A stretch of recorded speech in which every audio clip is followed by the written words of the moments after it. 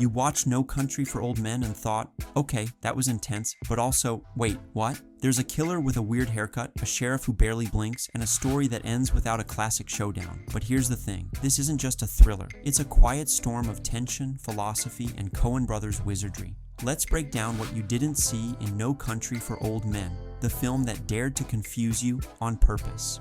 Before we flip a coin for your fate, don't forget to subscribe, tap the notification bell, and drop a comment with the next movie you want me to break down. I'm director Ammar Hejazi, and today we're decoding the quiet chaos and deeper meaning behind this modern Western classic. Let's start with the cinematography. Roger Deakins, aka the Coen Brothers' secret weapon, shoots this film like a desert ghost story. There's almost no music, like literally. Most of the tension comes from sound design. Wind, boots on tile, a coin flipping, the soft hiss of a suppressed shotgun. This creates a raw, unsettling atmosphere. It's not suspense built by strings. It's silence turned into dread. Visually, the wide-open Texas landscapes aren't just beautiful. They're existential. They make every human feel small, which fits the film's big question. What do you do when the world stops making sense? Watch how the camera lingers. Long, patient takes. The Coens want you to sit in discomfort, and it works. The script, adapted from Cormac McCarthy's novel, doesn't follow your typical thriller structure. The dialogue is sparse but loaded with meaning. Characters talk around big ideas, fate, morality, death, but in plain, almost dry language. One of the film's biggest subversions, it builds toward a final confrontation between Sheriff Bell, Moss, and Chigurh. And then Moss dies off screen. No music, no glory, just a body in a cheap motel. It's jarring, but it's the point. This isn't a story about justice, it's about uncertainty. As Bell says, you can't stop what's coming, and the Coens double down on that by refusing to give you closure. No speeches, no shootout, just the quiet unraveling of a man's idea of justice.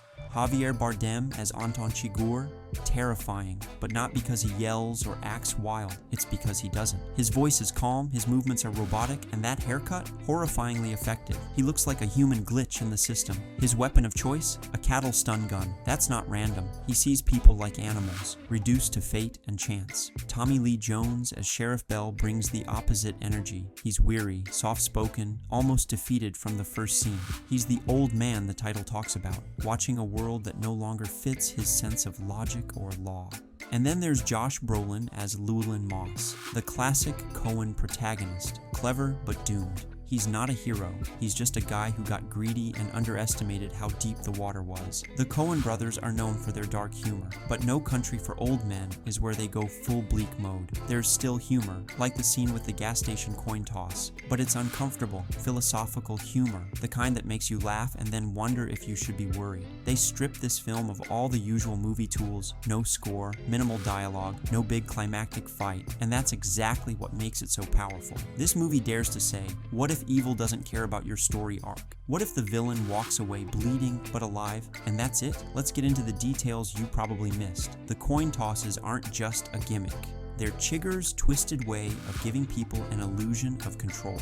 But the joke is, he already made the decision. The coin's just for show. Doorways and windows are repeated visual motifs. Characters are constantly entering, exiting, or looking through thresholds. It reflects the theme of transition. Between old and new, order and chaos, life and death. That ending monologue, Sheriff Bell talking about dreams of his father, it's not random, it's a confession. A man grappling with helplessness, trying to make peace with a world he no longer understands. And Chigurh limping away, that's not a victory, it's a curse. He lives, but he's not free. He's bound to fate, forever flipping coins. No Country for Old Men isn't just a thriller. It's a meditation on violence, fate, and the uncomfortable truth that not all stories have meaning, and not all villains lose. It's slow, quiet, and terrifying. And somehow, that's what makes it brilliant. If this breakdown helped you see the movie differently, give it a like, hit subscribe, and turn on notifications. And let me know in the comments what film you want me to analyze next. I'm director Ammar Hejazi, and I'll see you next time, where we find the meaning hidden in the silence.